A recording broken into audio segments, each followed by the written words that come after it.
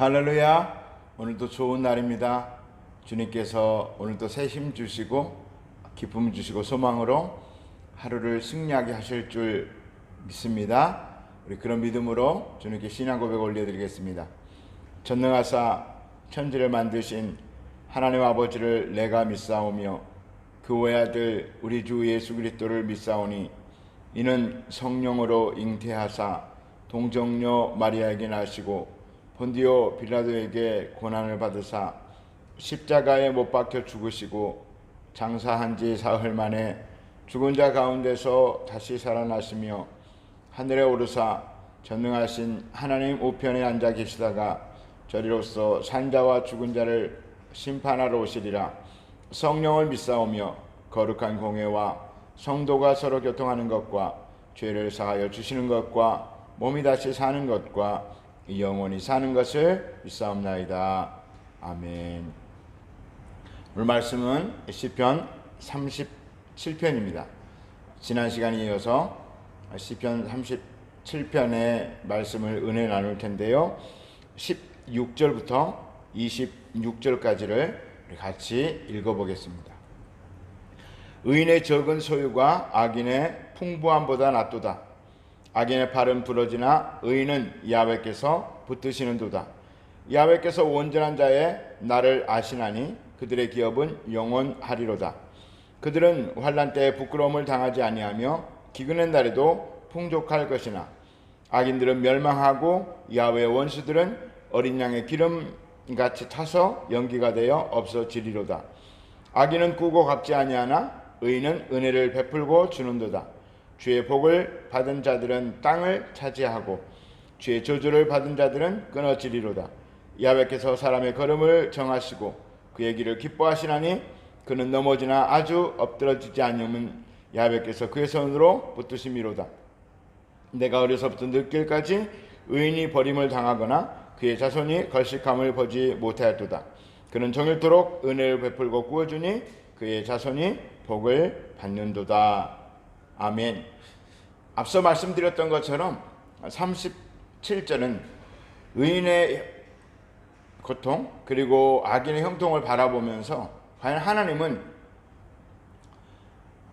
정의로우신가? 하나님은 사랑의 하나님이신가? 악을 만들지 않으셨는가? 악과는 전혀 상관이 없으신가? 라고 하는 질문을 하고 이에 답하는 학문 신정론에 대해서 얘기를 해보았습니다. 그리고 다윗은 이제 말하기는 의인과 악인의 삶을 비유하여서 결국은 의인이 복을 받게 되고 악인은 형벌을 받게 될 것이다. 우리가 기독교가 아닐지라도 사자성어로 사필귀정이라고 하죠. 바른 것은 반드시 승리하게 돼 있다라고 하는 것이죠. 16절은 이렇게 말씀하십니다. 의인의 적은 소유가 악인의 풍부함보다 낫도다. 때로는 악인들이 잘 사는 것 같습니다. 그리고 때로는 악인들의 흥청망청하는 것이 부러울 때도 있기도 하는 것 같습니다. 왜 그렇습니까? 우리 안에 바른 삶에 대한 자부심 그리고 하나님의 말씀대로 사는 것에 오는 잠깐의 고난에 대한 어떤 바른 생각이 없으면 악한 방법으로 어떻게든 흥청망청 즐기고 살고 편하게 사는 것처럼 보이는 그들이 부러울 수밖에 없다라는 것입니다. 그러나 비록 많은 것을 갖지 않았을지라도 바르게 살고 하나님의 말씀대로 살고 인간답게 사는 것, 그것이 하나님의 자녀의 당연한 취할 도리인 것을 우리는 잘 알고 있습니다. 또한 악인의 팔은 부러지나 의인은 야훼께서 붙드시는도다. 결국 악인들은 망하게 되고 심판을 당하게 되고 지옥의 멸망의 길에 처하게 되고, 그렇지만 하나님은 의인들을 붙들어 주신다고 말씀하고 있습니다. 궁극적으로 하나님의 날, 그 심판의 날에 의인은 상급의 심판을 받게 되고, 그 상급은 천국이겠죠. 그리고 악인들은 지옥의 심판을 받는데 멸망의 심판이라고 할 수가 있을 것입니다. 그런데 이 땅을 사는 동안에도 하나님께서 당신의 자녀들을 붙들어 주시고 승리케 하시고, 또 하나님이 허락하신 시간에만 사탄과 악한 무리들이 하나님의 자녀들을 괴롭히고 이 땅을 불법으로 점령한 것 같은 그런 시간들을 하나님이 때로는 허락하십니다. 왜 그렇습니까? 어제 말씀드렸던 것처럼 하나님은 그들도 사랑하사 그들에게도 구원의 기회를 주시기 위해서 그들의 오만방자한 행동을 참아주시는 것입니다. 악인들이 하기를 치는 것, 우리가 굉장히 힘들고 역겨워하고 하나님에 대해서 항변할 수 있지만 실제로 하나님은 더 아프시고 더 모욕을 당하시고 하나님은 더 괴롭다는 것을 우리는 알아야 할 것입니다. 그리고 시편 37편을 보면 땅을 차지한다는 표현이 한 5번 정도 나옵니다. 땅을 차지한다. 그러면 땅을 차지한다는 것은 무슨 뜻일까요? 돈을 많이 벌고 부동산 투자를 해서 또 우연히 땅을 샀는데 그쪽에 도로가 나오고 큰 공장 지대가 들어오고 아파트 단지가 들어와서 땅값이 올라서 차익을 남겨서 부자가 됐다? 이게 크리스찬들이 복받은 것일까요? 절대 그렇지 않죠. 구약 성경에서 땅은 하나님께서 축복의 개념, 그리고 삶의 터전의 의미가 있죠. 지금도 물론 마찬가지이지만, 그래서 이 다윗이 땅을 차지한다라고 하는 것은 단지 이스라엘의 영토, 또 각 개개인 지파마다 할당된 배분된 영토만을 말하는 것이 아닙니다. 물론 그것도 포함하는 뜻이 일부 있겠지만 결국 땅이라고 하는 것은 하나님께서 우리에게 허락하신 모든 영역, 분복, 그리고 하나님의 주권이 인정된 하나님의 나라, 여러 가지를 함축하고 있다고 볼 수가 있습니다. 이것을 우리 현 시대에 적용을 해보자면 하나님의 땅은 교회이죠. 그리고 하나님의 땅은 온 세상입니다. 결국 땅이라고 하는 삶의 무대는 다 하나님의 것입니다. 모든 것이 다 하나님의 것이고, 잠시 동안 사탄에게 그 불법으로 점령하도록 하나님이 참고 계시고 기다려 주시고 영혼의 때를 위해서, 마지막 때를 위해서 그렇게 하시지만 결국 모든 것은 하나님의 것이라고 하는 것입니다. 세상적인 모든 영역이 하나님의 것이라면 우리는 이렇게 나누어 수 있죠. 정치, 경제, 문화, 사회, 교육, 국방, 삶의 모든 영역에 있어서 그곳이 우리의 삶의 무대이고 그곳을 땅이라고 할 수 있고, 결국 하나님을 신실하게 믿는 의로운 자들이 그 땅을 차지할 것이라고 주님이 말씀을 하시는 것입니다. 그렇다면 우리는, 주님을 신실하게 믿는 우리들은 그 하나님의 영역, 땅을 우리가 점령을 해야 되죠. 정치라고 하는 무대, 너무나 잘 알듯이 얼마나 타락해 있고 또 하나님의 말씀이 통하지 않는 곳입니까? 문화도 마찬가지입니다. 경제에도 마찬가지입니다. 얼마나 불법이 난무하고 부조리가 난무합니까? 사회는 어떻습니까?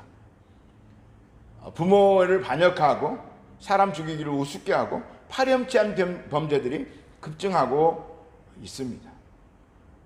여러 가지 분야에서. 그리고 교육 분야는 또 어떻습니까?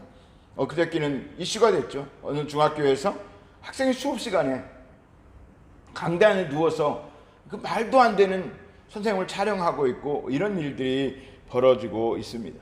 이게 하나님의 도가 들어가 있고 하나님의 정의가 그 땅을 차지하게 된다면 이런 일이 있을 수가 없는 것입니다. 그래서 우리는 정말 교회 안에서만, 우리가 교회 안에 땅만 차지하고, 이것은 요즘은 교회라는 영역을 지키기도 힘들지만 그만큼 우리가 좀 무기력해지는 것도 있고, 그래서 더 주님 앞에 은혜를 받아야 하고 더 기도하고 주님 앞에 더 바르게 살려고 노력을 해야 하지만, 어쨌든 우리는 세상의 비전을 가지고 세상에서 빛이 되고 소금이 되어야 하는데, 많은 크리스찬들이 정치에도 진출하고, 그래서 정말 하나님의 말씀대로 그렇게 정의를 실현하고 어떤 고난이 있을지라도 하나님의 정의를, 그리고 국민들을 위해서 봉사하고 희생하는 그런 정치인들, 크리스천들이 많이 나와야 하고, 문화 방면에서도 마찬가지입니다. 연예인들도 마찬가지입니다. 가수, 코미디언, 영화 배우, 스포츠인 할 것 없이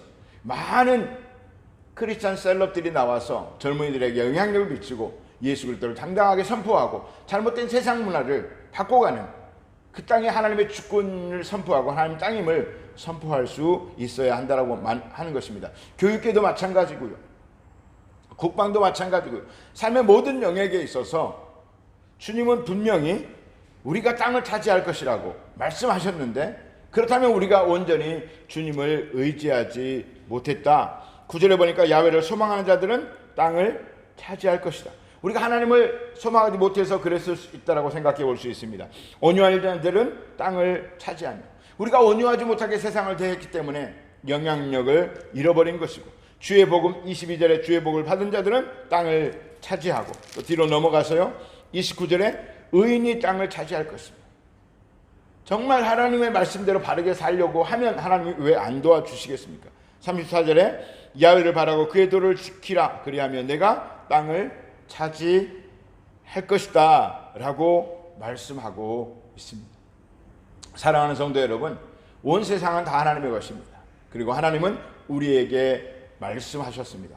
부탁하셨습니다. 온 땅에 다니며 만민에게 복음을 전파하고 그들을 다 하나님의 나라의 백성으로 만들라는 것입니다. 정치, 사회, 경제, 문화, 예술, 국방, 교육, 어느 영역이든 그 영역에 가서 우리는 정말 그 영역에서 하나님을 바라보고 하나님을 기쁘시게 함으로 말미암아 내 작은 이 미력한 힘이 불쏘시개가 되어서 또 같은 뜻을 가진 성도들에게 연합하여 온 세상을 주님께로 올려드리는 그런 은혜를, 사모함이 오늘 시편 37절을 보면서 우리에게 깊은 교훈으로 자리 잡기를 원합니다. 그저 왜 하나님 악인들은 형통하고 의인들이 이렇게 고난을 당합니까? 여기 일차원적인 질문에 머물 것이 아니라 과연 하나님이 우리에게 원하시는 것이 무엇일까?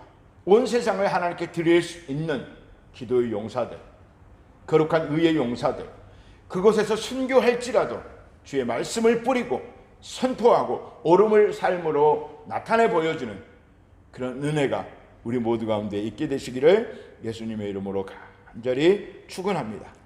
그리고 한 가지 더 말씀드리고 싶은 것은, 하나님께서는 23절에 보니까 야훼께서 사람의 걸음을 정하시고 그의 길을 기뻐하시나니, 하나님이 정하신 길, 그 길을 시온의 대로라고 한다고 말씀드렸죠. 그 시온의 대로로 가면 눈물 골짜기도 있고 때로는 가시밭길도 있습니다.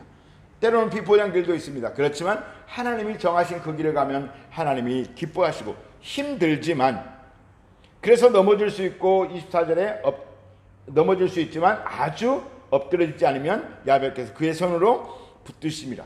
하나님이 그 길을 가는 자들은 붙들어 주신다는 거예요. 근데 그 길에서 이탈하면 하나님이 하실 수가 없는 거예요. 하나님이 그렇게 정하셨기 때문에. 물론 거기서도 또 다시 돌아와서 도움을 구하면 하나님이 붙잡아 주시지만, 우리가 하나님이 정한 길로 갈 때에 하나님의 보호하신 가운데 승리할 수 있다라고 하는 것입니다. 25절에 내가 어려서부터 늙기까지 의인이 버림을 당하거나 그의 자손이 거식함을 보지 못하였도다. 인생 말년에 다윗이 이 시편을 기록했다고 그랬죠. 인생을 살아보니까 결국 의인들이 버림이 받지 않더라는 것입니다.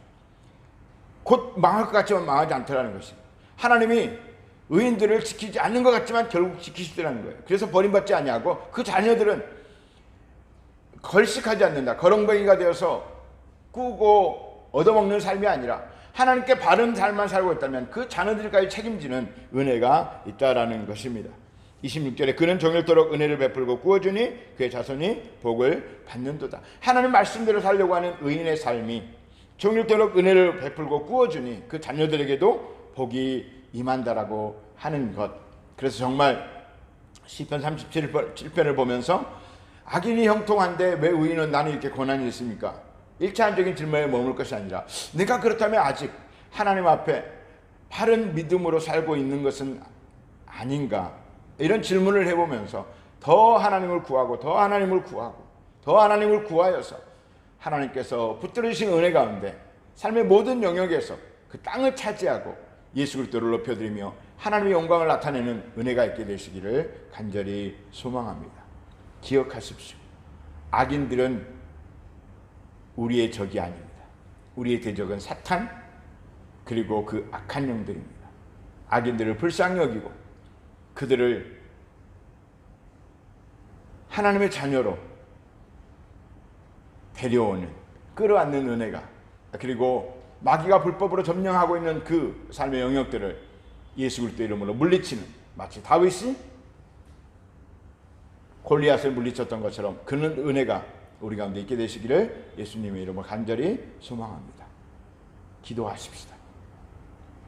사람으로서는 할 수 없을 때 하나님은 하실 수 있느니라. 이 말씀을 오늘의 묵상의 주제로 여러분에게 던져 드립니다.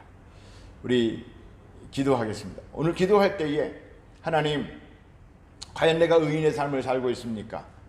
그렇다면 이 땅을 다 정복하고 창세기 1장 28절의 말씀처럼 정복하고 다 다스리는 은혜가 우리 가운데 있어야 할 텐데 무기력하게 악인의 형통만 부러워하고 질투하고 의구심을 품고 하나님께 불평하는 그런 죄가 없는지 우리의 입술과 마음을 정결케 하시며 우리가 하나님께 힘을 얻고 복을 받아서 세상을 하나님께 올려드리는 그런 세상의 사명자가 될 수 있도록 인도하여 주옵소서. 그런 마음으로 기도하시고 오늘 그것이 묵상의 주제가 되기를 축복합니다. 다 같이 주여 삼창하고 기도하겠습니다. 주여, 주여, 주여.